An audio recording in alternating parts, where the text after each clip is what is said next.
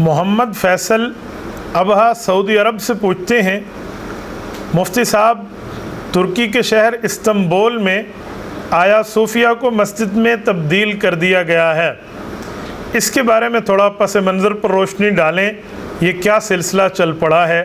اگر اس طرح سلسلہ چل پڑا تو یہ کہاں جا کر رکے گا، اس بارے میں بھی تھوڑی بات بتا دیں۔ بیٹا ترکی کا شہر ہے استنبول، اصل نام اس کا تھا اسلام بول، اسلام کی باتیں، جس طرح ہمارا کیپٹل آف دا پاکستان کا نام تھا اسلام زندہ باد، اب آج کل اس کو مختصر کر کے اسلام آباد کہتے ہیں۔ تو یہ جو استنبول ہے اس میں ایک چرچ تھا آیا صوفیہ، جس کو آج کل ہم نام سے تعبیر کر رہے ہیں، یہ 900 سال تک کلیسا اور چرچ رہا۔ سلطان محمد فاتح رحمۃ اللہ تعالیٰ علیہ نے جب یہ علاقہ فتح کیا تو ان جگہوں پر بعض جگہیں، بعض زمینیں انہوں نے خریدیں وہاں کے لوگوں سے، تو آیا صوفیہ والے لوگوں نے بھی یہ زمین بطور پیسوں کے سلطان محمد فاتح کو بیچ دی، تو انہوں نے خرید لی، اور جب سلطان محمد فاتح نے یہ خرید لی ہے تو اب مالک کی مرضی ہے وہ اس کو کس طرح رکھے، انہوں نے اپنا چرچ بیچ دیا۔ اس طرح کئی چرچ بکتے ہیں، آپ دیکھ لیں جیسے مغربی ممالک میں بک رہے ہیں۔ تو سلطان محمد فاتح رحمۃ اللہ علیہ نے 500 سال تک ان کے بعد اسے مسجد بنائے رکھا، جب انہوں نے مسجد رکھ دیا اور مسجد ہی چلا، معاملہ چلتا رہا چلتا رہا چلتا رہا۔ جب یہ کمال عطا ترک آیا ہے، اس نے اپنے ٹولے کے ساتھ مل کے اس کو میوزیم ڈکلیئر کر دیا، اور اب وہی کل شین یرجو الی اصلی ہو گیا۔ مالک نے مسجد کے لیے وقف کیا تھا، تو اب supreme court of the tricky, انہوں نے ترکی کے اعلیٰ عدلیہ نے، عدالت عظمیٰ نے یہ فیصلہ سنا ہے، اور دلائل کی بنیاد پر، شواہد کی بنیاد پر، گواہیوں کی بنیاد پر، اصولوں کی بنیاد پر ان نے اس کو میوزیم جو ڈکلیئر ہوا تھا، ان نے اس کو مسجد میں تبدیل کرنے کا حکم دے دیا ہے۔ وہاں کی حکومت کا باقاعدہ لیٹر بھی آ چکا ہے، آپ دیکھ لیں گے، انہوں نے اس کو مسجد بنا دیا۔ اب یہ الزام عائد نہیں ہوتا کہ ہم چرچ کو مسجد بنا رہے ہیں، جی نہیں، چرچ تو انہوں نے بیچ دیا تھا، ذاتی ملکیت ہو گئی ہے۔ جب ذاتی ملکیت ہو گئی ہے تو ذاتی ملکیت کو وہ مسجد بنائے، وہ گھر بنائے، وہ مالک پر منحصر ہوتا ہے، مالک جیسا چاہے کرے، وہ مالک ہے۔ تو سلطان محمد فاتح رحمۃ اللہ نے اس کو مسجد بنا دیا۔ غلطی تو یہ تھی کہ بعد میں اسے میوزیم بنایا گیا۔ آج جو لوگ اس پر بول رہے ہیں کہ عیسائیوں کی عبادت گاہ کو یہ ہوا، یہ 1934 سے لے کر 2020 تک کیوں نہیں بولے کہ عیسائیوں کی عبادت گاہ کو آپ نے میوزیم بنایا؟ یہ مغربی دباؤ اس وقت کیوں نہیں آیا؟ کیوں؟ اس وقت انہیں پتہ تھا یہ مسلمانوں کی ذاتی ملکیت ہے، جب ذاتی ملکیت ہے تو اب وہ مسجد سے ختم ہو کر میوزیم بن رہا ہے، ٹھیک ہے ٹھیک ہے ٹھیک ہے، مسلمانوں کے خلاف فیصلہ جا رہا ہے۔ تو یہ لبرلز اور یہ سارے اس بات پہ خوش تھے، کوئی آواز اٹھ نہیں رہی ہے۔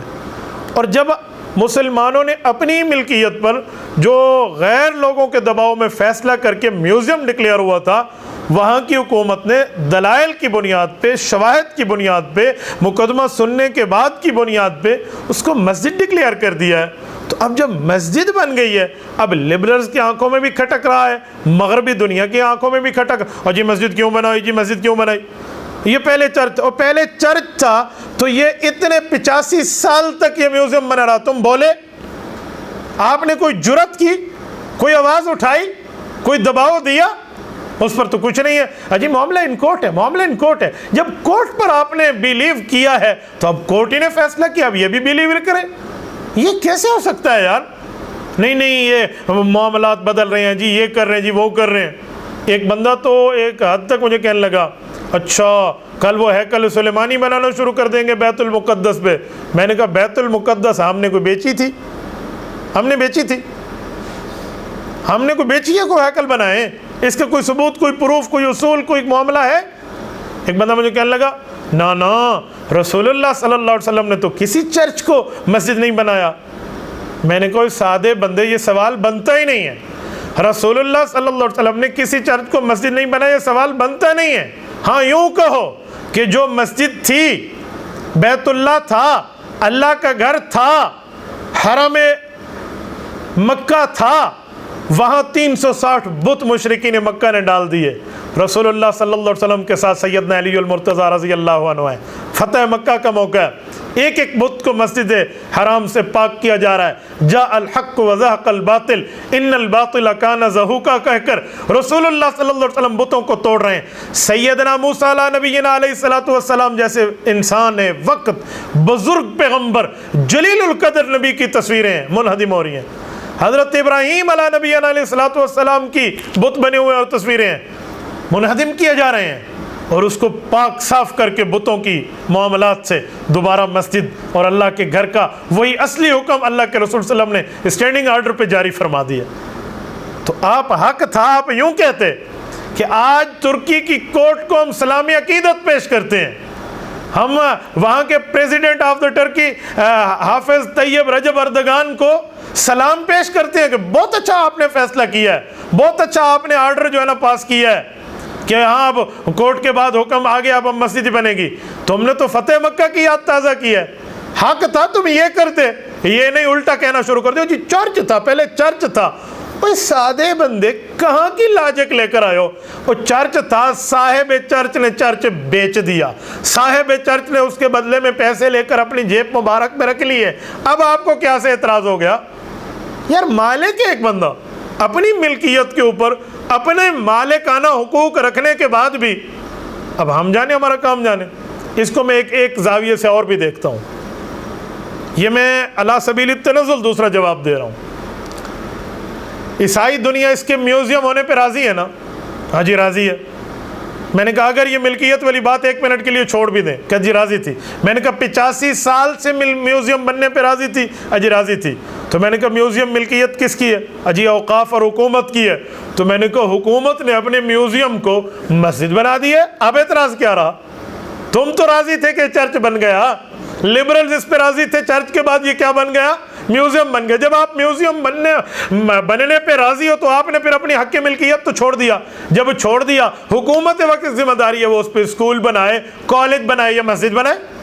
اس کو یوں بھی تو لیا جا سکتا ہے, لیکن اس کے دلائل موجود ہیں, باقاعدہ کیا کہتے ہیں معاہدے کے معاملات موجود ہیں. آپ حکومت والوں نے تو اس کو شائع کر کے دکھا دیا, کئی بار آپ نے نہ دیکھا ہو, یہ ویب سائٹس پر موجود ہے. آپ ذرا اپنے امام گوگل کو سرچ کر کے ذرا دیکھ لیں, وہاں سے آپ کو مل جائے گا.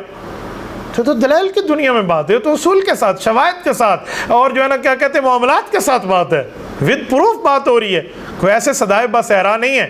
لیکن ان لوگوں کے دل میں جو اسلام کا بغض چھپا ہوا تھا, مسجد مسجد مسجد کیوں بنی جی, مسجد کیوں بنی؟